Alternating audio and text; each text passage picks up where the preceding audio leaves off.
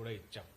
అది ఎందుకంటే that కాంట్రావిన్స్ the spirit of ECI ఇచ్చిన దాన్ని కాబట్టి దాన్ని తీసేయమని అడిగాము. అట్లా చేయకుండా ఉంటే బాగుండేది. మరి ఎందుకు చేశారో వాళ్ళే ఈసీఐ చెప్పాలి.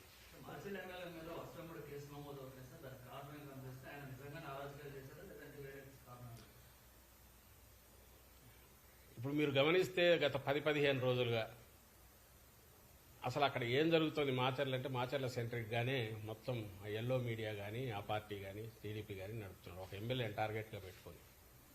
ఈ నేపథ్యంలో రెండు చెప్పారు. ఒకటి, ఎన్నికల కమిషన్ అనేది ఏదైతే అంపైరింగ్ రోల్ చేయాలనో ఇక్కడ ఒక నిష్పక్షపాతంగా అటు ఇటు సైడ్ తీసుకోకుండా చేస్తాదనే మా ఆశ, చేయాలనే మా కోరిక.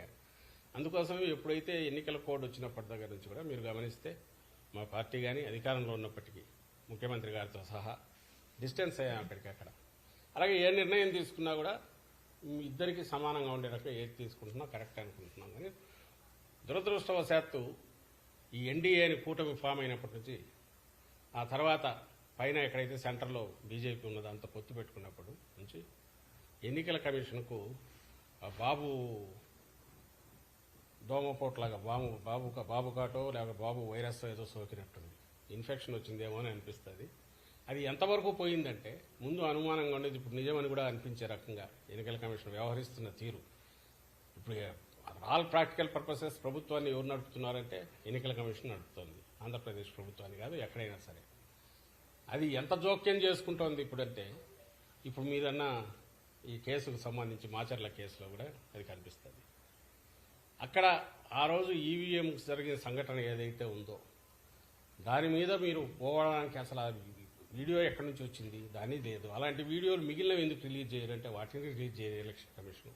నువ్వు నిష్పక్షపాతంగా వ్యవహరిస్తున్నావంటే ఎక్కడెక్కడ ఈవీఎంలు డ్యామేజ్ అయినా ఉన్నాయో అవన్నీ బయట పెట్టాలి. బయట పెడుతూ దానికి ముందు తర్వాత జరిగినవి ప్రెమిసెస్లో ఏం జరిగిందో కూడా బయటకు రావాలి. అది ఎందుకు చేయట్లా? ప్లస్ ఆ వీడియో బయటకు వచ్చింది ఎట్లొచ్చింది? వీడియో బయటకు వచ్చిందంటే మాకు తెలియదు, సంబంధం లేదనడం కాకుండా ఇమ్మీడియట్ సీరియస్ కేసు పెట్టాలా లేదా? కేవలం ఎన్నికల కమిషన్ ఆధ్వర్యంలో ఉంది కాబట్టి మిమ్మల్ని అడుగుతాం. ప్రభుత్వం ఆధ్వర్యంలో ఉంటే మమ్మల్ని ఎట్లయితే అడిగేవాళ్ళు, ఇప్పుడు ఎన్నికల కమిషన్ ఆధ్వర్యంలో అన్ని వ్యవహారాలు నడుస్తున్నాయి కాబట్టి ఎన్నికల కమిషన్ అడిగాం, సమాధానం లేదు. అదే మాచర్ల కాన్స్టిట్యున్సీలో ఇంకా 5-6 చోట్ల ఈవీఎంలు డ్యామేజ్ అయ్యాయి అన్నారు. మరి అవన్నీ ఎందుకు బయటకు ఫీడ్ రిలీజ్ చేయట్లా? ఇదే పాల్వాయి గేట్ ఎక్కడ అంటున్నారో బయట వీడియోలు మేము చూపించాము, ఎన్నికల కమిషన్కి ఇచ్చాము. ప్రెమిసెస్లో అడ్డంగా కొడుతున్నారు, న్యూట్రల్ ఓటర్స్ కానీ వైఎస్ఆర్సీపీ ఓటర్స్ కానీ లేకపోతే ఎస్సీ బీసీ మైనారిటీలకు చెందిన ఓటర్లను కానీ రానివట్ల టీడీపీ వాళ్ళు అడ్డంగా కొడుతున్నారు. ఈ కొడుతున్న